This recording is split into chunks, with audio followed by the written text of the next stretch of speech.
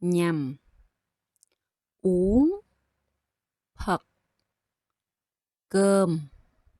bài, nước, tật, ngon, ngành, đói, liền, no, chẹt, nhà hàng, phố, chạ, ní, dạ, thản, phố chân địa thản, ăn, nhằm, uống, phật, cơm, bài, nước, tật, ngon, ngành, đói, clean, no, chẹt, nhà hàng, phô chạ ni dạ thản,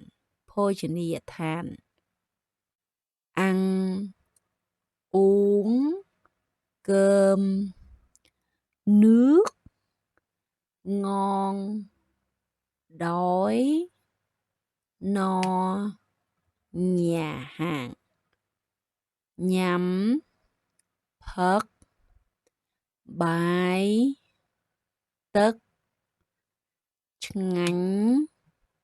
liền, chẹt, phô dạ ni dạ thản, ăn, nhắm, uống, phật, cơm, bài, nước, tật, ngon, ngánh,